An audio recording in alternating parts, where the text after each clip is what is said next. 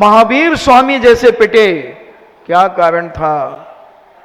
सुपारसनाथ के ऊपर भी उपसर्ग हुए। तीर्थंकर बनने के बाद सामान्य व्यक्ति पे उपसर्ग हो जाए कोई बात नहीं, इतने शक्तिशाली 3 लोक के नाथ बनने वाले, सारी दुनिया जिनके चरणों में नतमस्तक झुकाने के लिए तैयार है, लाखों करोड़ों लोग जिसे उस समय भी मस्तक झुका रहे थे। आप बिजोलिया जाएं, इतनी विशाल विशाल शिलाएं पारसनाथ स्वामी को वह फेंकी गई जो वहां आज भी उपस्थित हैं। नाग नागिन बने हुए उन शिलाओं के ऊपर, इतनी विशाल, और आधा पौन किलोमीटर के एरिया में वैसी चट्टाने हैं, बाकी आगे कहीं नहीं। क्या है, क्या कारण है बंधुओं? इतनी बड़ी शक्ति पिटी है, और एक दिन नहीं 7 दिन तक क्या सारे देवता सो गए थे? सौदामिंद सो गया था। कहां गई थी वो पद्मा आंटी? कहां गए थे वो छेदपाल अंकल? कहां गए थे? कहां गए थे बताओ? देवता कभी सोता नहीं है, देवता के पलक नहीं झपकते। अवधि ज्ञान है उनको, अवधि ज्ञान से क्यों नहीं जाना कि तीर्थंकर के ऊपर उपसर्ग हो रहा है? अबे जब उनका जन्मदिन होता है, गर्भ कल्याणक होता है, तब उनके आसन कंपायमान हो जाते हैं, घंटा झालर बजने लगती हैं चारों निकाय के देवताओं के यहां पर। इन्हें कोई ना कोई इंडिकेटर वहां पहुंच जाता है, और जब इतना बड़ा उपसर्ग होता रहा तो इंडिकेटर क्यों नहीं पहुंचा? क्यों नहीं पहुंचा? समझें, प्रयास करें जानने का बंधुओं। बिना कर्म के कोई कार्य नहीं होता, बिना कारण के कोई कार्य की सिद्धि नहीं होती। कोई ना कोई पूर्व जन्म में ऐसा कर्म इनका होगा, और जब तीर्थंकर जैसी ताकत नहीं बची तो हम और तुम किस खेत की मूली हैं? हम तो बहुत बहुत मामूली हैं बंधुओं, बहुत बहुत मामूली। विचार कर लें, उपेक्षा करने के पहले, किसी के जीवन को सताने के पहले, किसी की निंदा गढ़ा करने के पहले, किसी पर लांछन लगाने के पहले, किसी के जीवन को बर्बाद करने के पहले अपना गरेबान झांक ले कि हम कितने पानी में हैं, हमारी औकात क्या है। जब बड़ी बड़ी हस्तियां आज 3 लोक के नाथ बने हैं, हमारे पूजनीय, सम्माननीय, आदरणीय, हमारे देवता हैं, हमारे भगवान हैं, मगर इतिहास सबका काला है बंधुओं, सबका इतिहास काला है। मगर हम जान जान करके आज काला करें तो ये हमारी अज्ञानता है। हम अपना भविष्य तो उज्जवल बना सकते हैं, वर्तमान को तो हम अच्छा बना सकते हैं। भूत की बात छोड़ दें, भूत में हमने कुछ किया वो हमारे हाथ में नहीं है, मगर वर्तमान हमारे हाथ में है। हमारे अंदर ईर्ष्याएं जागती हैं जब हमारे पड़ोसी के बेटे की शादी पक्की हो जाती है, और जो 35 पार कर गया है, अब तो प्रवचन उसी पे चलेगा, चलना तो दूसरा, मगर क्या करें, बटन दब गया, बटन दब गया। तो जब पड़ोसी के यहां शादी होती है, 35 पार उसके बेटे की हो गई थी, और हमारा बेटा तो अभी 32 ही का था। अब हम कितनी बद्दुआएं देते हैं, भड़काने का प्रयास करते हैं कि अगर उसके जिससे पक्की हो रही है वो परिवार जैसे ही पक्की करके निकले, रोका कहते हैं, रोका करके निकला, और हम दुकान पे बैठे, अरे भाई साहब जय जिनेंद्र, और कैसे आए थे? अरे वो बच्ची का संबंध करने आए थे यहाँ पर। रोका कर लिया तुमने? कुछ देखा नहीं? क्या देखना, अच्छा है, बताते हैं अभिषेक पूजन माता पिता करते हैं, सब कुछ करते हैं। अरे तुम तो बस ऊपर ही ऊपर देख लिया भैया, मैं कुछ नहीं कहता, अब देख लो, आप जानो। लगा दी आग, मैं कुछ नहीं जानता। इतने ही में तो उसके खलबली मच गई बेचारे की। और घर गया, बैठा रात्रि में, बोले पड़ोसी से मैंने बात की तो पड़ोसी तो कह रहा था तुम देख लो भाई, मैं कुछ नहीं जानता। तो इनकी अकल तो, अच्छा कुछ ऐसा गड़बड़ है क्या? तो अभी उनको कह दो भैया कि अभी पक्की मत मानो, क्योंकि मेरे बेटे की नहीं हुई तो इसकी कैसे हो जाए। अब ये विघ्न डाल दिया, विघ्न करण अंतराय से। उसके बेटे की शादी क्यों हो रही, मेरे की क्यों नहीं हो रही? अबे तू तालियां तो बजा देता कि उसकी हो रही, चलो अच्छा है, कोई तो निपटा बेचारा। एक हमारा, एक पार्टी का आदमी, एक तो कम से कम सफल हो गया। हमारा जब योग सहयोग बनेगा, हो जाएगा। सच बताओ, जिसका 35 का बेटा हो और 32 वाले की पड़ोस में हो जाए, उसे कैसी आग लगती है। सच्चे बोल, काला कौआ काट खाएगा। सच्चे बोल, कितनी वेदना होती है। और मंदिर में यही चर्चा होगी, भगवान नहीं देखेंगे। बताओ तो भाई, हम 32 को उनके 35 की हो गई, बताओ क्या करने लगे। ऐसे कौन से पाप को उदय, हमारे तो कोई सुनता ही नहीं। ये हम फूट फूट करके रोने लगेंगे। ये है पाप, ये है विघ्न, ये है अतिचार, ये है तुमने विनाश की रास्ता खोज लिया है, खोज लिया है। और ऐसे व्यक्तियों के विवाह नहीं होते जिन्होंने पूर्व जन्म में सताया है, दुखी किया है, अपमान किया है, बेइज्जती की है और हर जगह दुराचार करके अपने जीवन का सत्यानाश किया है। बंधु, हम झूठ साच बोलकर, अत्याचार अनीति करके विवाह कर भी लेंगे किसी गरीब बिटिया से, तो प्रकृति कभी तुम्हें माफ नहीं करेगी, कर्म तुम्हें कभी माफ नहीं करेगा। जब तीर्थंकर जैसी ताकत को माफ नहीं किया गया, तो फिर हमारा और तुम्हारा क्या होगा बंधुओं। इसलिए जो हो गया उसे भूल जाओ और आज संकल्प लेकर के चलो कि हम किसी के अच्छे कार्यों में कभी विघ्न नहीं डालेंगे। हमसे जितना बनेगा अच्छे कार्यों में, उतना हम सहयोग देंगे उसके जीवन में, सहायता करेंगे उसके जीवन में। और कभी कोई छोटी मोटी बात की, विघ्न की बात होगी, कह तो देंगे, मगर चिंता मत करो, वो ठीक कर देंगे। मगर हम क्या करते हैं? पूछना अपने इस बेईमान मन से, बहुत बेईमान है मन बंधुओं, इससे पूछना कि तुमने आज तक कितने अच्छे कार्यों में सहयोग दिया है और कितने अच्छे कार्यों में विघ्न डालने के लिए पूरी ताकत लगाई है। पूछना। और अगर हम ये करते हैं तो ये कर्म है, जब हमारे कर्म का ये उदय आएगा तो साक्षात भगवान भी नहीं बचा पाएंगे बंधुओं। साक्षात 24 तीर्थंकर भी आ जाएं, अनंतानंद सिद्ध परमेष्ठी भी सिद्ध शिला से उतर के आ जाएं, तो तुम्हें बचा नहीं पाएंगे, क्योंकि तुमने अच्छे कार्यों में विघ्न डाला। कई बच्चे होते हैं बहुत अच्छा रट करके सुना देते हैं, माता पिता बहुत खुश हो जाते हैं, और जब एग्जाम देने आकर आता, एग्जाम देकर के बच्चा जब आता है तो पता चलता है 33% भी नहीं लाया। क्या हुआ? मम्मी मैं भूल गया, मुझे आता था, अभी सुन लो मेरे से। तो ये वही लोग हैं बंधुओं, ये अच्छे कार्य में विघ्न डाल देते हैं। पूछ उमा स्वामी महाराज ने कहा, विघ्न करण अंतराय से। तत्वार सूत्र में एक सूत्र आता है, विघ्न करण अंतराय से। अच्छे कार्यों में विघ्न डालना यानी अपने जीवन में विघ्नों को बुलाना। दान, लाभ, भोग आदि जो 5 प्रकार के दान, फिर तो उनकी व्याख्या बहुत सारी हो सकती है। तो ये धर्म क्षेत्र में क्या करना था अभी बताओ? उठ करके जाना। एक उठती तो 4 और उठती, जैसे वो भेड़ होती ना, एक भेड़ जाती, चलती जाती, गड्ढे में गिरी तो दूसरी भी गिरती, तीसरी भी गिरती, और जब तक वो गड्ढा नहीं भर जाता जब तक वो भेड़ें गिरती चली जाती। तो ऐसी ये भेड़ रूपी महिलाएं, इनको कौन समझाए? इसलिए पुराने साहित्यकारों ने कहा कि महिलाओं की अकल चुटैया में होती है। मैं नहीं कह रहा हूं, मुझसे लड़ने मत आ जाना।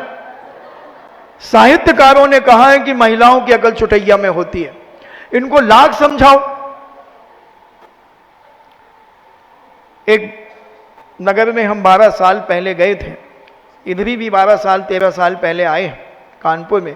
तो तुम्हारे को फिट करता हूं कि उस समय मैं एक पाइप देकर के गया था, बहुत सुंदर सोने का एक पाइप था, 1 फुट 1.5 फुट का, आनंदपुरी में बताया था मैंने। अब उसमें डायमंड आदि सब लगवाए थे, और एक कुत्ते की पूंछ उसमें डाली थी कि इसकी पूंछ सीधी हो जाए, क्योंकि कुत्ते की पूंछ ऐसा आकार की होती है। या यू आकार की होती है। तो मैंने सोचा कि इसकी पूंछ सीधी कर दी जाए बेचारे की, और उस पाइप में डालकर के 13 साल तक रखी गई। और मैं यहां सीसा मऊ भी आया था उस समय, मुझे ध्यान है। तो मैं आज उस पूंछ को देखने आया कि वो पूंछ सीधी हुई कि नहीं हुई, मगर जब मैंने उस पाइप में से उसे निकाला तो वो टेढ़ी की टेढ़ी ही निकली। बताओ तुम क्या कर रही हो अपने जीवन में। और मुझे तो नहीं लगता कि कोई भी साधु संत आता हो और महिलाओं को ना डांटता हो। पुरुषों को कोई नहीं डांटता, मगर महिलाओं को धर्म सभा में सबसे ज्यादा डांटा जाता है। और मैं तो खुला डांटता हूं, क्योंकि मेरा तो सिद्धांत है सच कहना, खुश रहना, न राहु का लेना और न केतु का देना। क्या करोगी? कल से प्रवचन में नहीं आओगी। 3 चीजें कर सकती हो तुम मेरे साथ। कल से प्रवचन में नहीं आओगे, कल से इच्छामी करना बंद कर दोगे, और मुझे पड़गाना बंद कर दोगे। इन 3 का मैं भूखा नहीं हूं। ना मैं इच्छामी का भूखा हूं कि लोग मेरे को इच्छामी नहीं करेंगे तो मेरा गुणस्थान गिर जाएगा। मैं क्षुल्लक नहीं कहलाऊंगा। मैं तुम्हारे इच्छामी से क्षुल्लक नहीं बना हूं। मैं अपने परिणामों की विशुद्धि से क्षुल्लक पद मैंने पाया है।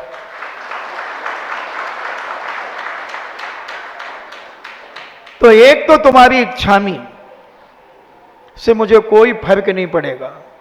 दूसरा, प्रवचन करने, प्रवचन सुनने नहीं आओगे तो मुझे बोलने की बीमारी नहीं है।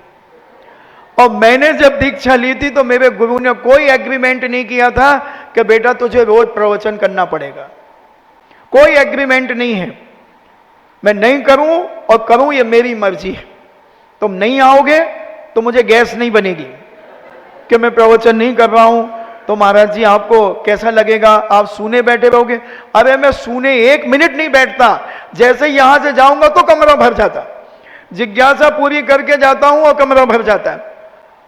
तो मुझे इसकी टेंशन। तीसरा, मैं रोटी के पीछे नहीं हूं, रोटी मेरे पीछे। मैं रोटी के पीछे नहीं हूं। और अब कोई आहार नहीं कराएगा भैया, थोड़ा सा अच्छे से मक्खन पालिश लगाओ, इनको बोलो, नहीं तो जब ही तो ये चौका लगाएंगे। अरे चौका क्या, छक्का लगेगा, छक्का। चौका की बात छोड़ दो। इस भारत भूमि में एक भी सम्यक दृष्टि रहेगा तो एक भी पिछीधारी भगवान महावीर स्वामी का प्रदाता जिसने ये पिछी दी है वो कभी भूखा नहीं रह सकता बंधुओं, ये ध्यान रखना। इसलिए सच कहना, खुश रहना, न राहु का लेना और न केतु का देना। समझ में आया? अब धर्म सभा में जिनको भगना हो पहले, वो पहले भाग जाएं। और बीच प्रवचन में से जाना महान पाप का कारण है, महान अंतराय कर्म का कारण है, और ज्ञानावर्णी कर्म और दर्शनावर्णी कर्म के बंध का कारण है। कौन है जिनकी आंखें बचपन में ही खराब हो जाती हैं, बड़े बड़े चश्मा और लेंस लगाने के बाद भी उन्हें नहीं दिखता? ये वही है जिन्होंने अच्छे कार्यों में विघ्न डाला। इतना ज्ञान करने के बाद भी ज्ञान नहीं होता। ये वही लोग हैं जिन्होंने ज्ञान के कार्यों में, ज्ञान के क्षेत्र में विघ्न डाला है बंधुओं। इसलिए पहले से ही प्लानिंग बना लो ना कि अपन को जाना है, चुपचाप पहले ही चले जाओ ना।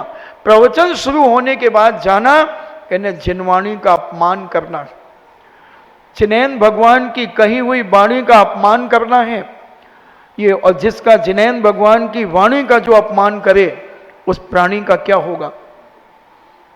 क्या होगा उस प्राणी का बंधुओं? मेरी जिह्वा उसका बखान नहीं कर सकते। साक्षात जिनैन भगवान की दिव्य ध्वनि में खिलेगा कि उसने क्या विघ्न डाला। एक उदाहरण याद आ गया। 2 मुनिराज जा रहे थे और गुरु महाराज का शरीर रूखा सा था और जो शिष्य का शरीर था बहुत तेजस्वी था, बहुत लावण्य था, तेज टपक रहा था, ऐसा ओज था, तेज था। और गुरु महाराज 25-50 कदम आगे चल रहे थे, शिष्य पीछे चल रहा था। श्रावक भगवान महावीर स्वामी के समो शरण में जा रहे थे। तो स्वाब को उतर करके कोई बग्गी में जा रहा था, कोई रथ में जा रहा था, कोई हाथी पर जा रहा था, तो वो स्वावक उतरे और जो गुरु महाराज का शिष्य पीछे चल रहे थे उनको नमोस्तु किया और कहा, वाह महाराज क्या रूप है, साक्षात अरहंत भगवान का रूप है, और नमोस्तु करके चले गए। समोसरण में जा रहे थे, किसी ने पूछा, महाराज जी आपके गुरु कौन है? बोले मेरे गुरु भगवान महावीर स्वामी मेरे गुरु हैं। गलत नहीं बोला था, भगवान तो जगत गुरु हैं, कह दिया। और श्रावक चले गए, सुन करके चले गए, और महाराज का शरीर काला पड़ गया, सारा तेज लावण्य ओज सब खत्म हो गया। और वो श्रावक, क्योंकि वो तो बग्गी पे चले थे, घोड़ों पे चले थे, हाथी पे, वो पहले पहुंच गए और वो समोसरण में जाकर के बैठ गए। अब जब ये गुरु शिष्य दोनों मुनियों की सभा में बैठे, तब किसी श्रावक की नजर पड़ गई कि वो महाराज जो रास्ते में मिले थे वो ये दो महाराज आ गए। तो उन्होंने देखा, अरे ये महाराज तो कितने सर्वांग सुंदर थे, क्या तेजस्वी थे, ओजस्वी थे, और इनका शरीर कैसा काला पड़ गया, कैसा रूखा हो गया, क्या बात है। वो चिंतित हो गए, वो सभा में बैठे हैं, भगवान के समोसरण में वो श्रावक बैठे हैं, मगर बार बार उनके मन में ये हुल्की आ रही है कि ऐसा क्यों हुआ, क्या कारण हुआ, क्या कारण हुआ। और जब 2 घंटे 24 मिनट भगवान की दिव्य ध्वनि खिलती है, और वह तुम तो 10 मिनट नहीं हुए थे मेरी वाणी सुन के तुम खड़ी होने लगी थी, तो मैं तो सोचा कि भाई या तो मेरा प्रवचन किसी को समझ में नहीं आ रहा है, तो जी बाई जी जा रही हैं तो अभी काकी जाएंगी, जीजी जाएंगी, दीदी जाएंगी, भाभी जी भी जाएंगी, सब चली जाएंगी, दरी उठाने वाला बचेगा। तो जब उनकी दृष्टि वहां बार बार गई और समोसरण की सभा जब समाप्त हो गई, भगवान की दिव्य ध्वनि समाप्त हो गई, तो वो श्रावक सीधे गणधर परमेष्ठी के पास गए और गणधर परमेष्ठी से कहा, पूज्यवर रास्ते में हमें गुरु शिष्य मिले थे, 2 महाराज मिले थे, और गुरु महाराज का शरीर तो रूखा जीर्ण शीर्ण सा था, मगर शिष्य का शरीर तो दम दम दम दम जंग चमक रहा था। जैसे कानपुर की एक महिला दाढ़ी वाले लड़कों के लिए कहती है कि तुम कैसे हो, सज्जन घर का बेटा तो ऐसा लगता है उसका चेहरा दम दम दम दम दम करके चमकता है, और तुम तो ऐसे लगते हो जैसे बीहड़ का डाकू आ रहा हो। दाढ़ी वालों के लिए बहुत कटाक्ष करती है वो महिला, आपके कानपुर की है, सबके वीडियो में, मोबाइल में वीडियो होगा उसका, जरूर अपने लड़कों को दिखाना, जो दाढ़ी रखते हैं उनको जरूर दिखाना, नहीं तो हो सकेगा तो कल इसी माइक पे हम सुनवाएंगे तुम्हें, मगर प्रॉमिस नहीं करते, अगर कल रहेंगे तो, इसलिए तो बट परंतु किंतु लेकिन में बहुत बड़ी बचत होती है, और नहीं तो जहां होंगे वहां सुना देंगे, उसमें क्या है। और जब वो गणधर परमेष्ठी के पास गए और कहा कि भगवान वो पूज्य मुनिराज का शरीर ऐसा काला कैसे पड़ गया, तब गुरु महाराज गणधर परमेष्ठी अवधि ज्ञानी थे, मने पर्याय ज्ञानी थे, विधियों से युक्त थे।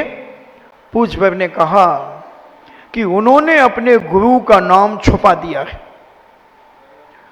जिनसे उन्होंने दीक्षा ली थी उनका नाम छुपाकर भगवान महावीर से अपना नाम जोड़ दिया है।